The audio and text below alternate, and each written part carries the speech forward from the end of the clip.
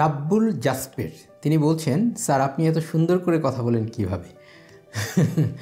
আসলে এত সুন্দর করে মন্তব্য আমি খুব কম পেয়েছি, আর বাস্তব জীবনেতেও এ কথা আমাকে কেউ কোনো দিন বলেইনি যে আমি সুন্দর করে কথা বলতে পারি। তবে যারা সুন্দর করে কথা বলতে পারেন আমি খুব তন্ময় হয়ে তাদের কথা শুনি। আমার খুব অবাক লাগে যে এত সুন্দর করে তারা কি করে বলেন, কিন্তু আমি কখনো বলতে পারি না। আর আপনার কাছে আমার কথা সুন্দর মনে হয়েছে, সেটা আমার কাছে একটি বিস্ময়ের ব্যাপার। যাই হোক, আপনার প্রশংসার জন্য অনেক ধন্যবাদ। আজকে যে বিষয়টি নিয়ে আলাপ করব, আরেকজন ভাই আরেকটি প্রশ্ন করেছেন, সেটা হচ্ছে ভালো ইংরেজি লেখার জন্য কি করা যেতে পারে। এটা বলছেন মাহমুদ মিয়া।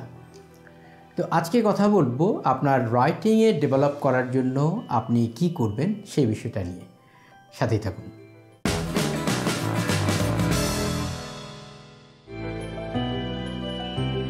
তো রাইটিং বিভিন্ন ধরনের হয়ে থাকে। আসলে আপনি কোন ধরনের রাইটিংকে বুঝিয়েছেন এখানে খুব একটা ক্লিয়ার আমি বুঝতে পারিনি।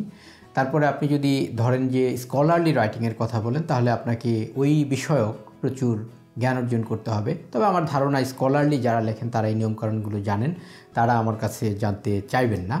আমি ধরে নিচ্ছি ফ্রি হ্যান্ড রাইটিং অথবা আপনার এক্সামের জন্য যে রাইটিংগুলো, বিশেষ করে এসএসসি ইন্টারমিডিয়েট বা অনার্সের জন্য যে লেখাগুলো, সেগুলোতে ভালো করার জন্য আপনি কি করতে চান সে বিষয়ে পরামর্শ চাচ্ছেন।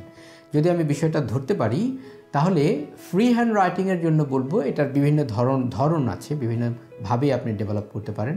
একটা হচ্ছে ফ্রি রাইটিং, অর্থাৎ আপনার মাথায় যা আসছে সেটা আপনি প্রতিদিন লিখে যান।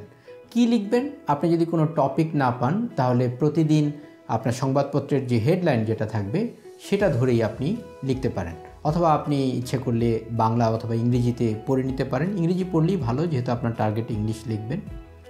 পড়ে তারপরে আপনি আপনার মতো করে লিখবেন। অথবা কোনো একটি টপিকের উপরে লেখার আগে আপনি প্রচুর পরিমাণে ইনফরমেশন গেদার করবেন, করে তারপরে আপনি সেটার উপরে একটি লেখা, সেটি হতে পারে একটি প্যারাগ্রাফ, হতে পারে একটি কম্পোজিশন, শর্ট এসে, আপনি এগুলো লিখতে পারেন। আরেকটা হচ্ছে আপনি ক্লাস্টারিং করতে পারেন, যেটার উপরে আপনি লিখবেন।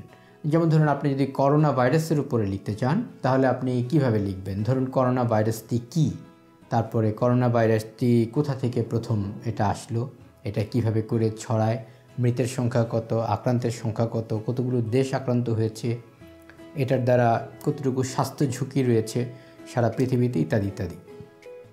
তারপরে এটার সম্ভাব্য একটা সমাধানের পথ আপনি দেখানোর চেষ্টা করবেন। ফাইনালি আপনি একটি কনক্লুশন লেখার চেষ্টা করবেন। তো এই হচ্ছে ক্লাস্টারিং, অর্থাৎ আপনি মাঝখানে করোনা ভাইরাসকে রেখে এটার আশেপাশে অনেকগুলো তথ্য আপনি সাজাতে পারেন। সাজিয়ে সেগুলোকে আপনি লিখবেন। তখন দেখবেন যে আপনার যদি 10টা পয়েন্টের উপরে আপনি লেখেন, এক একটা পয়েন্টে 5টা করে বাক্য হলেও 50টা বাক্য হয়ে যাবে। অর্থাৎ আপনার লেখাটা এভাবে করে আগাবে। তো লেখার সাথে আপনার পড়া রিলেটেড, আপনি যে বিষয়ে লিখতে চান সে বিষয়ে অবশ্যই আপনাকে পড়তে হবে প্রচুর পরিমাণে। তাহলে অন্যের লেখা দ্বারা আপনি অটোমেটিকলি ইন্সপায়ার্ড হবেন, ইনফ্লুয়েন্সড হবেন। ভালো ভালো রাইটিংসের দ্বারা যদি আপনি ইনফ্লুয়েন্সড হন, আপনার লেখাও অনেক ভালো হবে। এ ব্যাপারে একটা আলাপ আমি উল্লেখ করতে পারি, সেটা হলো আমার একজন শিক্ষক, তিনি আর নাই পৃথিবীতে, তার নাম আমরা এটিএম স্যার বলতাম, এটিএম মজুমদার স্যার, জাহাঙ্গীরনগর বিশ্ববিদ্যালয়ের প্রফেসর ছিলেন। তো স্যারের বাসা আমার বাসা খুব কাছাকাছি ছিল, তো যার ফলে মাঝে মাঝে স্যারের সাথে কথা বলার সুযোগ হয়েছে।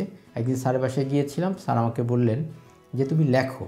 তখন আমি বললাম, স্যার কীভাবে লিখব, কিসের উপরে লিখব?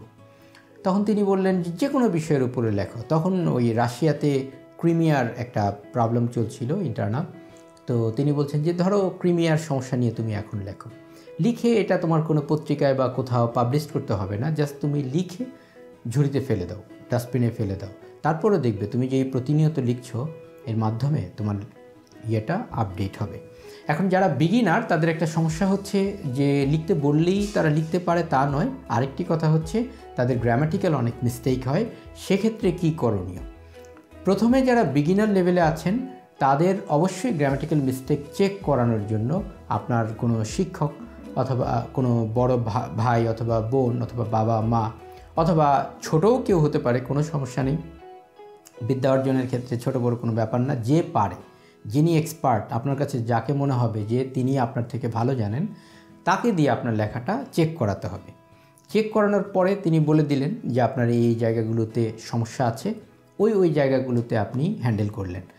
আমার মনে হয় না যে 20টার বেশি গ্রামাটিক্যাল মিস্টেক আপনি করতে পারবেন। আর 20টা গ্রামাটিক্যাল মিস্টেক যদি একদিনে একটা করে সংশোধন করি তাহলে আপনার 20 দিন মাত্র লাগবে। তো রাইটিংটা হচ্ছে ভিতরের ব্যাপার, গ্রামার সংশোধন এটা বেশি দিন লাগবে না। আরেকটা জিনিস হলো যে বাক্যগুলো লিখে শুধু আলাদা আলাদা বাক্য হলে হবে না, তার মধ্যে মাঝে মাঝে কানেক্টর ব্যবহার করতে হবে। অর্থাৎ ধরুন so, therefore, and, hence, because ইত্যাদি ব্যবহার করে আপনাকে এটাকে একটি কম্বাইন রাখার চেষ্টা করতে হবে। তো এভাবে করে লিখলে আমার মনে হয় আপনার লেখা আস্তে আস্তে ভালো হবে। আমি রাইটিংয়ের উপরে আলাদা করে ক্লাস করব, তো যখন করব তখন আমি ডিটেইল দেখাবো। এখানে আমি জাস্ট ওভারঅল একটি কথা আলোচনা করলাম। যাই হোক, এই কথাগুলো যদি কোনো একটি অংশ আপনার ভালো লেগে থাকে তাহলে আমার কথা বলাটা সার্থক হবে। আর আপনাদের সাথে পরবর্তী ভিডিওতে আবার দেখা হবে। তার আগে করোনা আক্রান্ত বর্তমানে সারা দেশের মানুষ, এখানে প্রচণ্ড পরিমাণে স্বাস্থ্য ঝুঁকি রয়েছে। আর আমাদের উন্নত দেশগুলোই এখন একদম নড়বড়ে হয়ে যাচ্ছে। তারা ঈশ্বরের কাছে প্রার্থনা করছেন, তাদের আর কোনো কিছু এখন আর করার নাই, সেরকমই তারা জানিয়েছেন।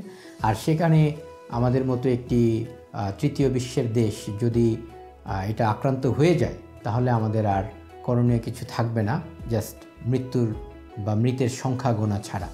তো সেই জন্য আগে থেকে সতর্ক হন, নিজে সতর্ক থাকুন, অন্যকে সতর্ক রাখুন, পাড়া প্রতিবেশী ইত্যাদি সকলকে সচেতন করুন, বাইরে যাওয়া থেকে বিরত থাকুন, দেশকে ভালোবাসুন, বিশ্ব মানবতার কল্যাণে কিছু করুন। ভালো থাকুন।